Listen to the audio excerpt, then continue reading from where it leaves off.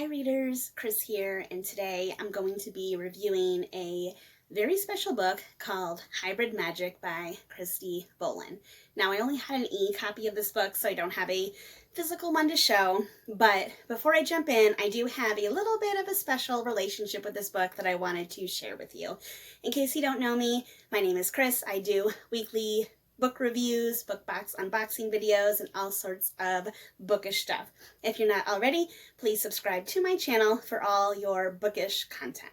So, Hybrid Magic is the first book that I have ever been a beta reader for. If you're not familiar with what a beta reader is, basically a beta reader is someone that will read a book before it's published, before it goes out into the world, and will assist the author and provide feedback on, it could be anything, it's really up to the author, but they might be looking for, like, how's the opening, how's the ending, what parts are slow, what parts did you like or not like, etc., etc. So about a year ago, 12 to 8 months ago, I saw an advertisement on Instagram. This author, Cristy Bowlin, was looking for beta readers. I had never done anything like that before, but I was really interested in it, so I volunteered. So I have read the kind of pre-version of this book, and now it's finally out. It actually just came out yesterday for purchase on Amazon, and now I get to review the final version of the book. So it's been a really cool experience to see this book from the early phase up until the official publication. So, Hybrid Magic. As always, I'm going to be talking about three main topics: world building, characters, and plot. I'm going to try to keep this video short, but if you are interested more in one of those topics, I will be putting chapter times in the description box below. So let's jump in and talk about world building. So Hybrid Magic is a middle grade fantasy, so it's meant for younger readers. And in this world, basically, we have people that are gifted with 4 different types of magic, typically. The 4 different types of magic that you can have are combat, healing, transformation, and sight. And most people only get one of these types of magic. But a rare amount of people out there are born with more than one magical ability, and these are called hybrids, so hybrid mages. So our main characters in Hybrid Magic are a group of young teenagers who are hybrid mages. And because these types of mages are so rare, there isn't a lot of information out there on how to use their powers. They're always different because there's different combinations that they could have.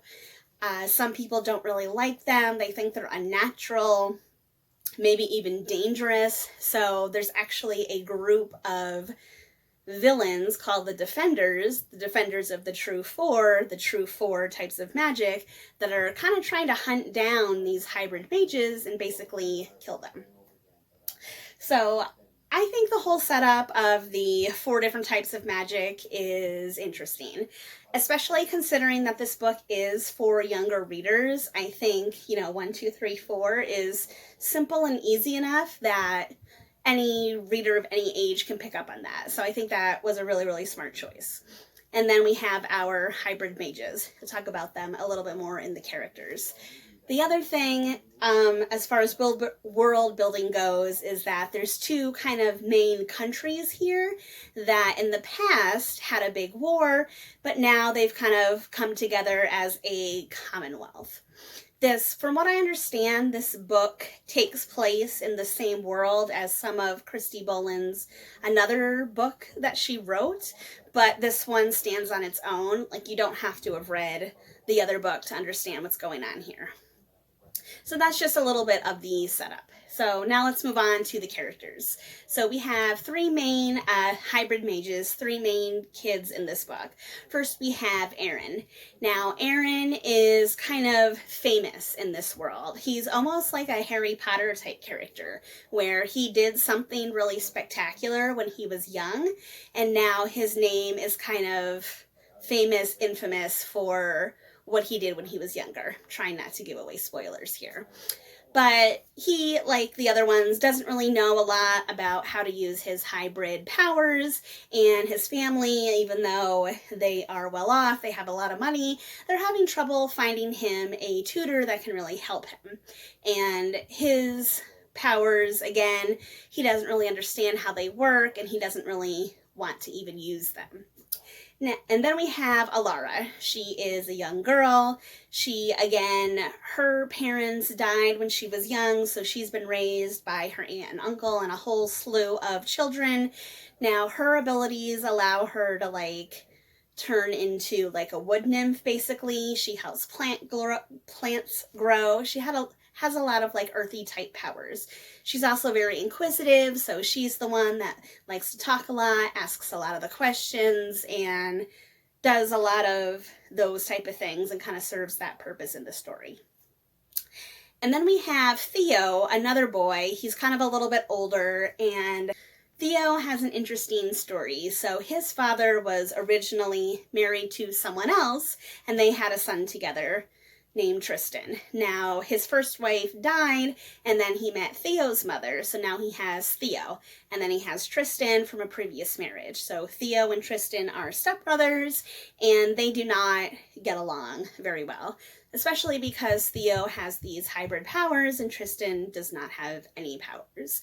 That is a source of really big conflict in the book, but I can't talk about it anymore without going into spoilers, but that was one of my favorite parts of the story.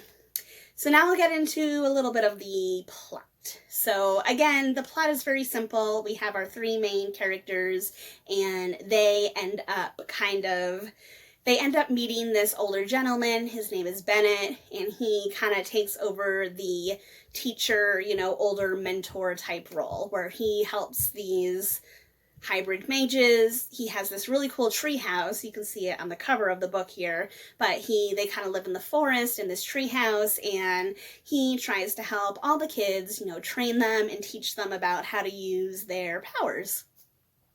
Also, during the book, at some point, Bennett has the power of sight, so he uses his sight to try and find other hybrid mages. There's a couple other ones that they find along the way.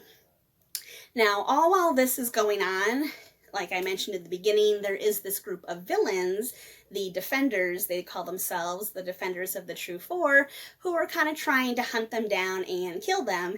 And there is a bit of a confrontation, we'll say, towards the end of the book, where the Defenders, they kind of have to square off against the Defenders at some point, which obviously is inevitable. So again, it's a very simple, kind of straightforward plot. The thing that I think makes this story so enjoyable was probably the characters. That's probably my favorite part out of those three: world building, characters, and plot. Obviously, I said Theo was my favorite, but I also really liked Bennett. I thought he was a really cool character as like that older mentor teacher type person. Now, my only complaint about the book, if you can even really call it a complaint, is that because it is meant for younger readers, like, it doesn't dive deep into some of the relationships with the characters. So the interpersonal relationships, the characters with their family, the characters with other characters, like, the book just kind of scratches the surface level of those interpersonal relationships and like social dynamics, if you might say. And I would have liked to see it go a little bit deeper. But again, it is for younger readers, and it is a short book, so there wasn't a lot of time or space for that. But the book does end on a cliffhanger, so there is the possibility that in the future, maybe there might be future books that can go a little bit deeper. So again, it's kind of like, it's a non-issue, I guess, non-complaint. It's just, my personal preference. But overall, if you couldn't tell, I really, really enjoyed this book. I loved being a beta reader. That was so much fun. And I have a special place in my heart for this book. So if you are someone that enjoys middle grade fantasy, or you have someone in your life, a younger person in your life who is into fantasy, this might be a good option for them. Again, it just came out on Amazon yesterday and is available, I think, in eBook and also in paperback. And again, independently published book, independent author. I like to support those once in a while, so I hope that you will check it out. If you like this video, please give it a thumbs up. If you're not already, please subscribe to my channel and leave me a comment below and let me know your favorite middle grade fantasy book if you have one. All right, everyone, happy reading.